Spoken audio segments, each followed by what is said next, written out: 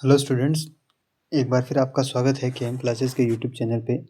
पिछली क्लास में हमने असेसमेंट और उसके टाइप्स के बारे में पढ़ा था। इस क्लास में हम असेसमेंट और इसके टूल्स के बारे में पढ़ेंगे।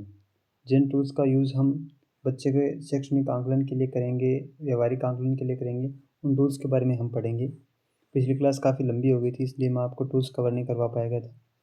इस क्लास में हम 3 से 4 टूल्स कवर करेंगे और अगली क्लास में हम 3 से 4 टूल्स को कवर करेंगे। टोटल हम 8 से 10 टूल्स को कवर करेंगे, जो भी आईडी के लिए काम में लिए जाते हैं, जिससे बच्चे का शैक्षणिक आकलन किया जाता है, व्यवहारिक आकलन किया जाता है, मनोवैज्ञानिक वर्गीकरण किया जाता है। उन सभी टूल्स को हम सीखेंगे।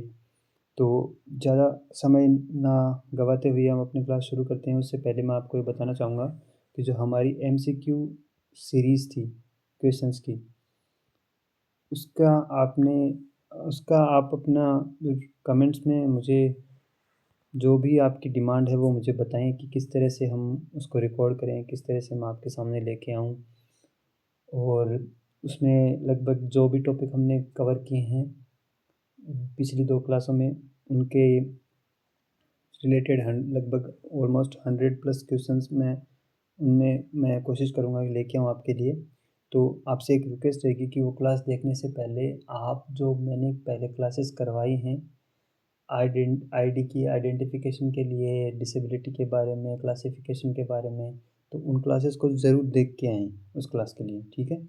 और मेरा आपसे ये प्रॉमिस है कि जो मैटर मैं आपको पढ़ा रहा हूँ उससे बाहर कुछ भी नहीं आएगा और कहीं से भी आपको किसी भी कोर्स में एनरोल होने की ज़रूरत नहीं है, कहीं पे भी अपना जो पैसा उसको खर्च करने की ज़रूरत नहीं है। उससे ज़्यादा बेस्ट रहेगा कि आप जो नोट्स मैं आपको दे रहा हूँ ग्रुप में, आप उनका प्रिंट निकलवा लें और जब भी क्लास देखें तो अपने उन नोट्स को लेके बैठ जाएँ। इन्हीं नोट्स को आप जब 5 से 7 बार पढ़ लेंगे ना, तब आपको बाकी जो भी क्लासेस यूट्यूब पे या फिर जो भी क्लासेस कोर्सेज बेच के करवाए जा रहे हैं, उससे ज़्यादा आपके पास कंटेंट होगा, उससे ज़्यादा आप तैयार रहेंगे अपने एग्ज़ाम के लिए, ठीक है? तो अभी हम अपनी क्लास शुरू करते हैं। पिछली जो क्लास हमने जहाँ पे ख़त्म की थी, आकलन टूल्स ऑफ असेसमेंट पे ख़त्म की थी। इससे पहले कि जो भी मैटर था वो मैंने आपको करवा दिया था, उसी से आगे हम शुरू करेंगे। ये जो अभी हम जिस टाइप के टूल पढ़ने वाले हैं उनका यूज़ किया जाता है स्कूल जाने से पहले। लाइक स्कूल जाने से पहले जिन टूल्स का उपयोग हम करते हैं बच्चे को जानने के लिए, उसकी पहचान के लिए, उन टूल्स के बारे में हम अभी पढ़ेंगे।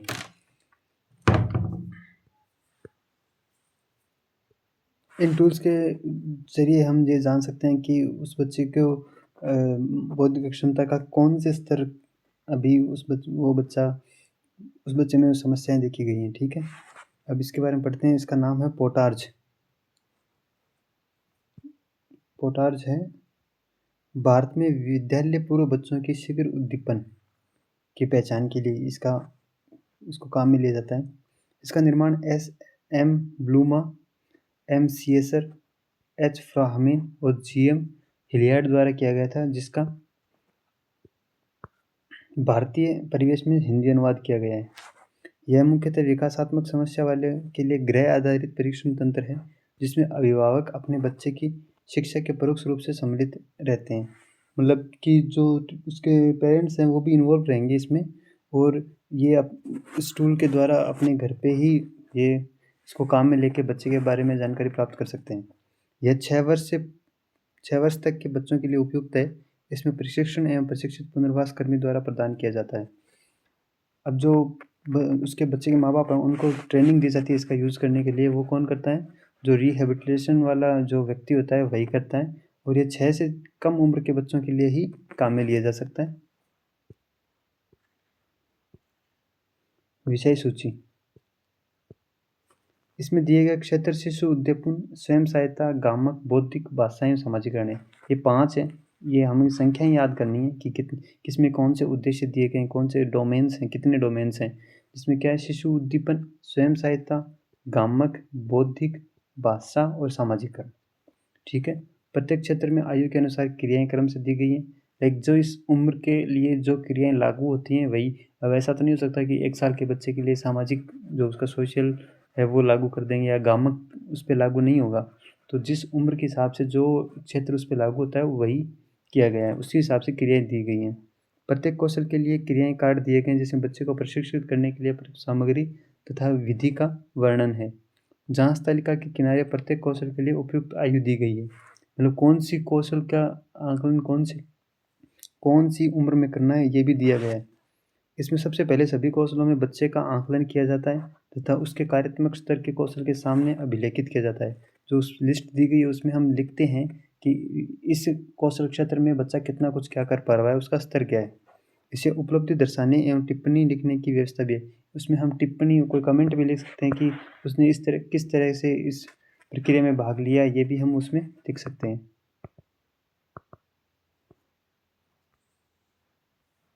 जो अगला हमारा जो टूल है वो रहेगा उपनयन। उपनयन एक बहुत ही फेमस, जिसे आप कह सकते हैं, प्रकार का टूल है। बौद्धिक अक्षम व्यक्तियों के लिए विकासात्मक प्रशिक्षण कार्यक्रम। यह 0 से 6 वर्ष की आयु के बच्चों के लिए एक प्रशिक्षण उपक्रम है। इसमें एक जांच तालिका है, एक मैनुअल है, एक क्रिया कार्डों का समूह है, प्रशिक्षण के लिए सामग्री होती है। विषय सूची, इसमें क्या है, इसमें भी 5 जो डेवलपमेंट के डोमेन्स हैं वो हैं, जिसमें एक गामक है, स्वयं सहायता है, व्यक्तिगत। तो एक स्वयं सहायता और व्यक्तिगत एक ही है, गामक व्यक्तिगत या स्वयं सहायता। दूसरा भाषा, बौद्धिक और सामाजिकरण। तो ये पोटार्ज से लगभग सेम ही है, बस इसमें क्रियाओं का अंतर है। प्रत्येक क्षेत्र में 50 क्रियाएं हैं, मतलब एक गामक में 50 क्रियाएं हैं, फिर इसमें 50 क्रियाएं हैं, फिर भाषा में 50 क्रियाएं हैं, फिर बौद्धिक क्षमता वाले में 50 क्रियाएं, फिर सामाजिकरण में 50 क्रियाएं, कुल मिला के 250 क्रियाएं। हमको ये जो डेटा है वो याद रखना है। MCQs क्वेश्चंस में इस प्रकार का डेटा सबसे ज़्यादा काम में लिया जाता है। क्रियाओं को सामान्य विकास के आधार पर व्यवस्थित किया गया है, लाइक जो एक क्रम के अनुसार उनको जो नॉर्मल बच्चे का जो विकास होता है उस हिसाब से उनको व्यवस्थित किया गया है।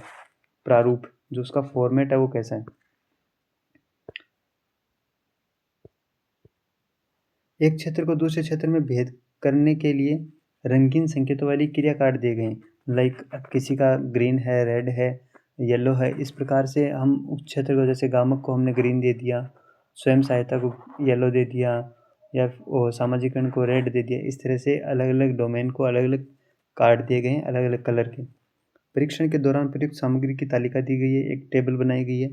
सामान्य सूचनाएं एवं परीक्षण आंकड़ों को अंतर तालिका में रूप से दर्ज करने के लिए अभिलेखित पत्र दिए गए हैं। उसमें हमें डेटा को किस तरह से उसमें रिकॉर्ड करना है, उसके लिए भी अलग से रिकॉर्ड जो फॉर्मेट हमें दिया गया है। अगर बच्चा क्रियाएं करता है तो उसे ए से लिखते हैं, और नहीं करता है तो उसे बी से लिखते हैं। यह कार्यक्रम कंप्यूटरीकृत है। इसका उद्देश्य गृह आधारित केंद्र आधारित प्रशिक्षण प्रदान करना। ये घर पे भी काम में लिया जा सकता है, और जो रिहेबिलिटेशन सेंटर्स होते हैं, जो CRC सेंटर्स होते हैं, वहाँ पे भी इसको काम में लिया जा सकता है। अब जो अगला जो टाइप हम पढ़ेंगे वो स्कूल जाने वाले बच्चों के लिए जो टूल्स का यूज़ हम करेंगे वो ये सबसे इम्पोर्टेंट है, क्योंकि हम उन्हीं बच्चों के साथ में अपना समय देंगे या उन्हीं बच्चों के साथ कॉन्टैक्ट में रहेंगे जो स्कूल आते हैं। एक स्पेशल एजुकेटर उन्हीं बच्चों के साथ अपना कार्य करता है जो स्कूल से आते हैं। तो ये जो टूल्स हम आगे पढ़ेंगे ये मोस्ट इम्पोर्टेंट है, जिसमें जो पहला और सबसे फेमस जो भारत में टूल है, और सबसे जो जिसको आप ये कह सकते हैं कि व्यवहारिक भी है, जब सबसे आसान और व्यवहारिक टूल है वो MDPS है, मद्रास विकासात्मक कार्य प्रणाली। अगर मुझे समय मिला या फिर मुझे समय मिला तो मैं आपको MDPS टूल दिखाऊंगा भी, अपने ग्रुप में मैं भेज दूंगा कि MDPS टूल किस प्रकार का होता है। जो बच्चे कॉलेज गए हैं रेगुलर उन्हें तो पता होगा, लेकिन जो बच्चे नहीं जा पाए हैं किसी भी कारणवश, उनके लिए बहुत ही फ़ायदेमंद होगा। मद्रास विकासात्मक कार्य प्रणाली, मद्रास, अब इसको आप इंग्लिश में फुल फॉर्म याद कर लें, मद्रास डेवलपमेंटल प्रोग्रामिंग सिस्टम। ठीक है। विकासात्मक कार्य प्रणाली MDPS का निर्माण प्रोफेसर जयचंद्रन, विमला और कुमार ने किया है। ये विमला और कुमार अलग अलग व्यक्ति हैं, ध्यान रखिएगा, ये इंपॉर्टेंट हो जाता है। ये अक्सर DSSB में क्वेश्चन पूछा गया है कि जो MDPS का निर्माण किसने किया, तो आपको ये याद रखना है, जयचंद्रन, विमला और कुमार, इन 3 व्यक्तियों ने मिलकर MDPS का निर्माण किया था। इसके द्वारा बौद्धिक अक्षम व्यक्तियों के अनुकूल व्यवहारों का आकलन किया जाता है, उनके कार्यात्मक कौशलों के बारे में सूचना मिलती है। यह उपकरण बौद्धिक अक्षम व्यक्तियों के अनुकूल व्यवहार के स्तर के संबंधित में उनकी योग्यता एवं आवश्यकताओं का परिणात्मक दृश्य प्रस्तुत करता है।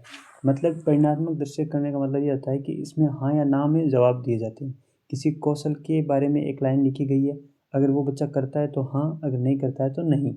इस प्रकार से उसमें हमारे पास एक सीधा डेटा था, उसके बारे में कोई टिप्पणी नहीं की जाती है कि इस बच्चे ने शुरू में तो किया लेकिन बाद में नहीं कर पाया, या इस तरह से उसका स्तर गिरता रहा या बढ़ता रहा, ऐसा कुछ उसमें नहीं दिया जाता है। उसमें हाँ या ना में जवाब दिए जाते हैं। तो एक एक तरह से परिणात्मक दृश्य जो परिणाम है वो हमें देता है। एमडीपीएस एक मानदंड आधारित परीक्षण है जिसका उपयोग मानसिक मंद व्यक्तियों के आकलन एवं कार्यक्रम योजना में बनाने में किया जाता है। मानदंड आधारित का मैंने बता दिया कि एक पहले से फिक्स क्राइटेरिया होता है कि अगर इस लेवल से ज़्यादा बच्चे क्रियाएं कर पा रहा है तो वह इस स्तर में रखा जाएगा, इससे कम कर रहा है तो वह इस स्तर में रखा जाएगा। किसी और बच्चे के साथ उसका कोई कंपैरिजन नहीं किया जा रहा है यहाँ पे।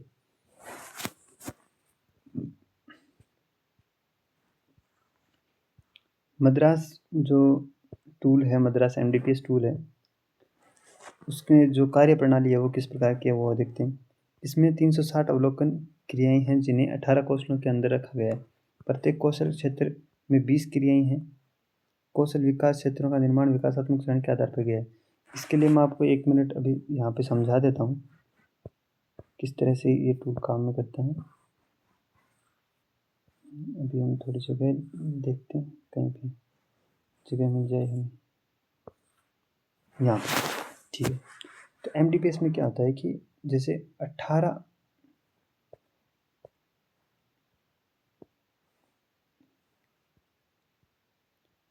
टाइप्स, 18 जो है ना सेक्शन बनते होते हैं, 18 सेक्शन होते हैं। ठीक है, वो आगे लिखे होंगे, मैं आपको दिखा दूंगा। सेक्शन होते हैं, एक सेक्शन के अंदर 20 एक्टिविटीज़ होती हैं।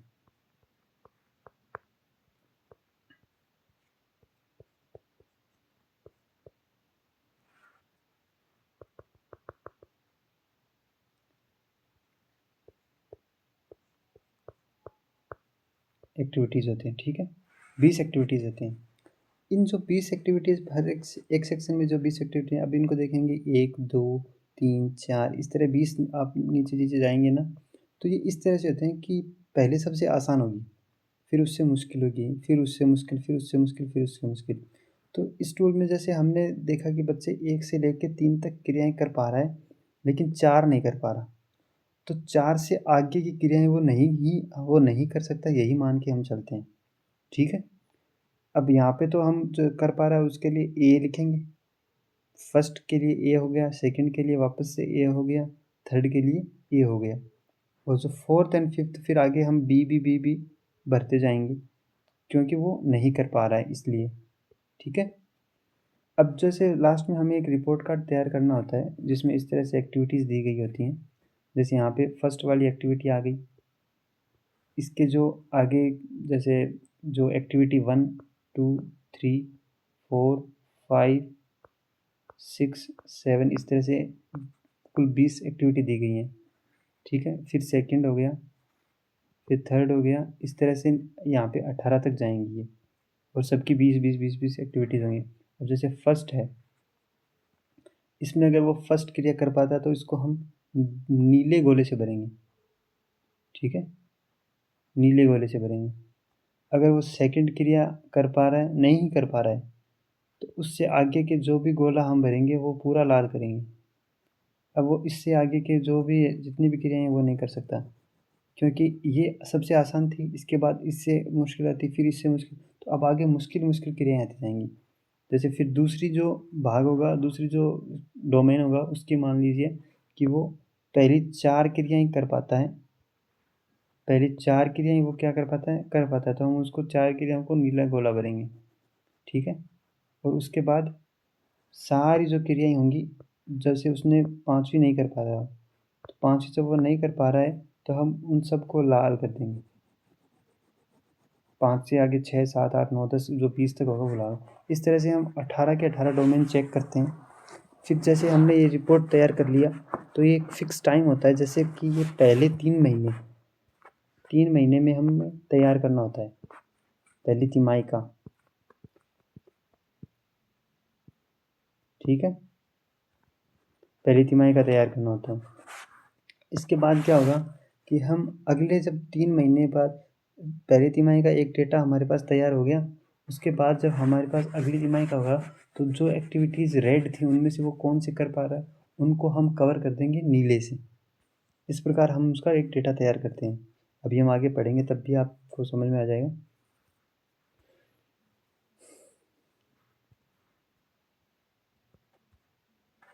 इस उपकरण में 360 जैसे कि जो 18 डोमेन हो गई, मैंने आपको जैसे कि बताया 18 को अगर आप मल्टीप्लाई करेंगे 20 से तो वो 360 हो जाएंगे। 18 कौशल क्षेत्रों के अंदर रखा गया। प्रत्येक कौशल क्षेत्र में 20 क्रियाएं। कौशल के क्षेत्र का निर्माण विकासात्मक चरण के आधार पर किया गया है। 18 कौशल क्षेत्र स्वयं विकासात्मक क्रम में व्यवस्थित है, जिसमें प्रारंभिक कौशलों में सबसे प्राथमिक कौशल है। प्रत्येक कौशल क्षेत्र में क्रियाओं का विकासात्मक क्रम है, मतलब सरल से मुश्किल की तरफ जा रहे हैं।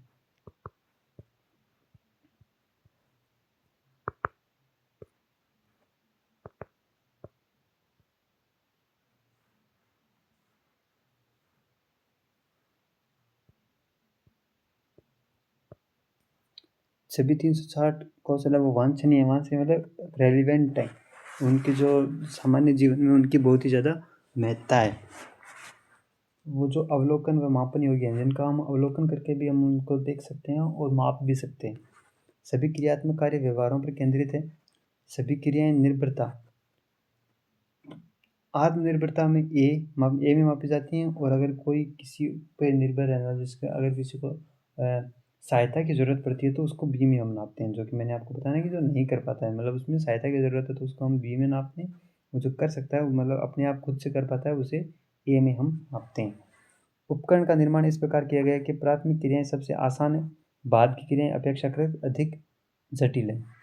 इसे प्रशासित करके बच्चे द्वारा वर्तमान में कौन सा व्यवहार किया जा सकता है या नहीं किया जा सकता है, इसके बारे में सूचना एकत्रित करते हैं।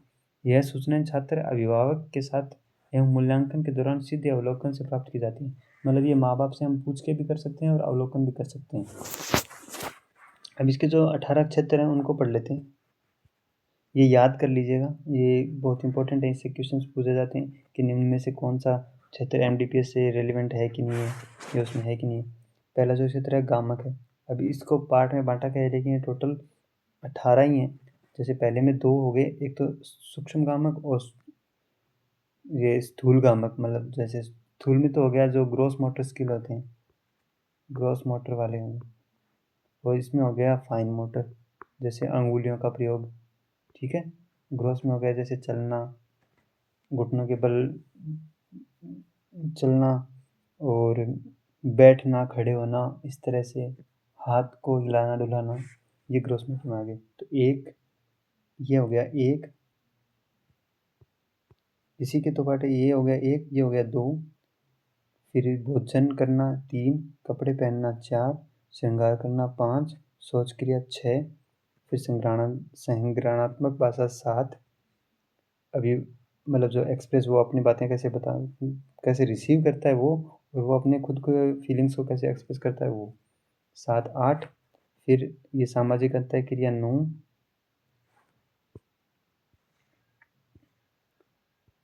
फिर ये कार्यात्मक पठन 10 पठन में आएगा ये, मतलब इसका भाग है ये।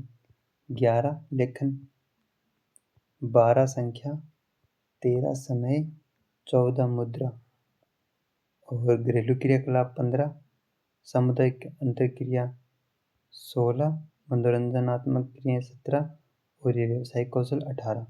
इस प्रकार से ये आपको कंफ्यूज होगा यहाँ पे कि यहाँ पे 9 ही दिए गए, लेकिन जैसे ये इसको इन सबको मिला के एक पार्ट बना दिया इन्होंने। ठीक है, तो आपको कंफ्यूज मत कीजिए, ये पूरे 18 ही हैं, ये 18 ही हैं।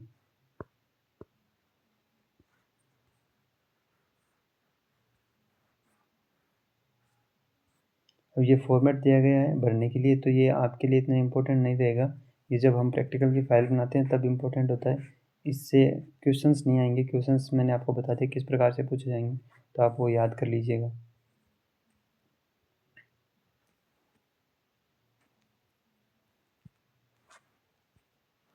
उपरोक्त के अनुसार समस्यात्मक व्यवहारों का आकलन किया जाता है। सभी सूचनाओं का प्रयोग करते हुए बौद्धिक अक्षमता व्यक्ति की समस्या व्यवहारों को वांछनीय व्यवहार दूर करने के लिए मनुष्य निर्धारित करते हैं।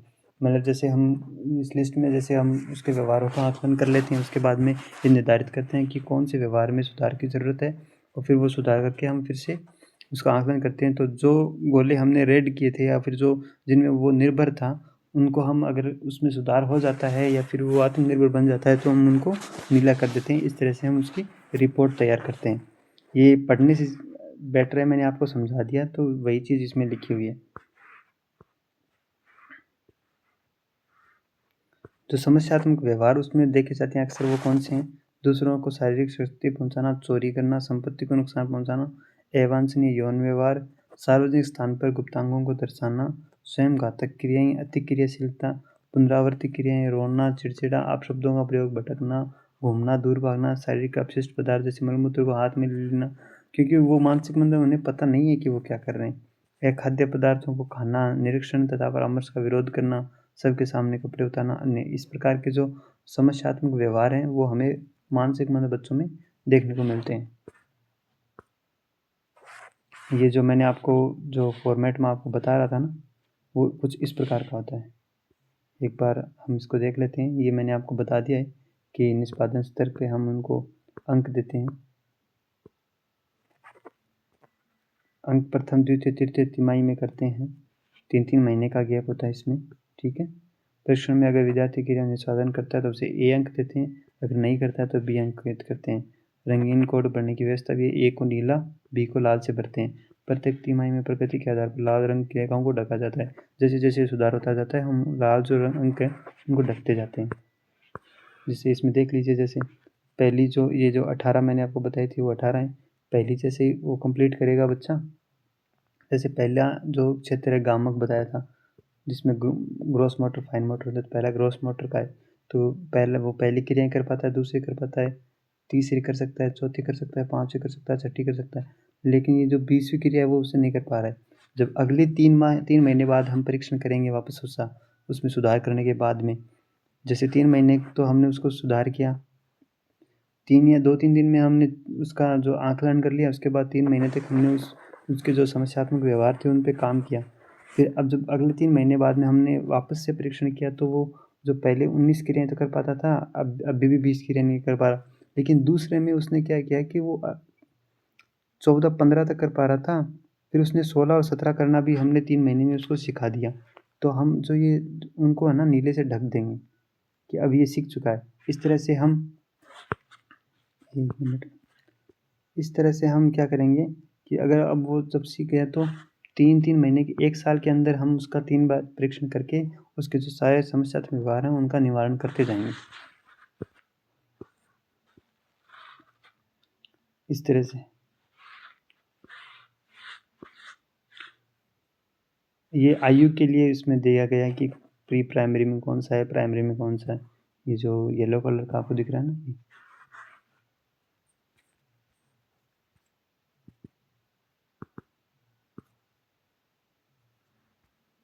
MDPS के घटक पढ़ लेते। व्यवहारात्मक पैमाना,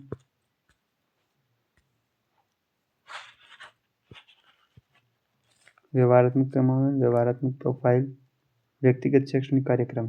घटक मतलब जिन जो हम पूरा जो पैटर्न फॉलो करते हैं ना आईपी के लिए, वो पहले तो पैमाना तय करते हैं, फिर उसके बाद में उसकी प्रोफाइल बनाते हैं, फिर जो आईपी है व्यक्तिगत शैक्षणिक कार्यक्रम, इंडिविजुअलाइज्ड एजुकेशन प्रोग्राम, इसके फुल फॉर्म आप अच्छी तरीके से याद कर लेना।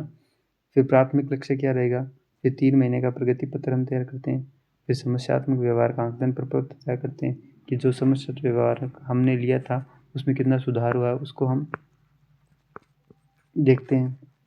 फिर अनुकूलन व्यवहार आकलन किट तैयार करते हैं। फिर प्रगति लेखन, जो कि आपको मैंने जो रिपोर्ट बताई ना उसमें, इसमें कि आधार रेखा से नीचे जितना मतलब होना चाहिए उससे कितना कितना नीचे है, या फिर उस रेखा तक पहुंच चुका है, या 25% प्रगति उसने की है, 50% उसमें इम्प्रूवमेंट हुआ है। जैसे पहले वो 6 क्रियाएं कर पा रहा था, अब उसने 9 शुरू कर दी तो इसमें 50% की प्रगति देखने को मिली है। इस प्रकार से हम उसकी रिपोर्ट तैयार अंक जो प्रगति अभिलेखन है वो करते हैं। फिर अगला जो इम्पोर्टेंट टूल हम पढ़ेंगे वो होगा बेसिक एमआर। सबसे इम्पोर्टेंट टूल्स जो हम अभी पढ़ रहे हैं उनमें से एक हमने कवर कर लिया है MDPS। अगली क्लास में हम जो कवर करेंगे वो करेंगे बेसिक MR।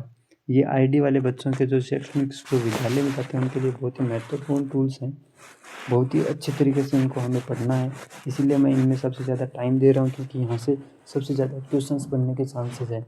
जो भी बच्चे रेगुलर कॉलेज नहीं गए हैं या फिर जिन्हें विषय शिक्षा के बारे में इतना कुछ पता नहीं है, उनके लिए ये क्लासेस बहुत ही महत्वपूर्ण होने वाली हैं। आप दबा के शेयर करें, लाइक करें, कमेंट करें कि आपको क्लास कैसी लगी या कुछ इम्प्रूवमेंट आप चाहते हैं तो वो भी आप बताएं। मैं पूरी कोशिश करूँगा आपकी जो एक्सपेक्टेशंस हैं उनको पूरी करने की। और ये मैं आपको ये बता सकता हूँ कि इतना मैटर और इस तरह से किसी भी चैनल पे आप चले जाना आपको देखने को नहीं मिलेगा, ना ही किसी कोर्स में आपको इस तरह से करवाया जाएगा। सभी अब तो बेसिक जो आपको बताएंगे 21 प्रकार की दिव्यांगताएं होती हैं, उनके नाम याद कर लो, और RCI का कब बना था और rights of person with disability कब आया था, वो भी इम्पोर्टेंट है। लेकिन ये सब कोई पढ़ा ही नहीं रहा जब क्वेश्चन आएंगे यहाँ से। ठीक है, तो आप सभी का इतना भरोसा करने के लिए धन्यवाद। बाकी आप अपनी MCQs वाली क्लास के लिए मैं अभी काम कर रहा हूँ, तो आप कमेंट जो भी वीडियोस में डाल रहा हूँ उनके कमेंट सेक्शन में आप मुझे बताइए कि आपको वो क्लास किस तरह से आप चाहते हैं कि मैं कैसे प्रेजेंट करूँ, और क्या एक साथ ही 100 क्वेश्चन करवा दूँ या फिर अलग अलग पार्ट्स में क्वेश्चंस करवाऊँ। ठीक है, धन्यवाद आप सभी का।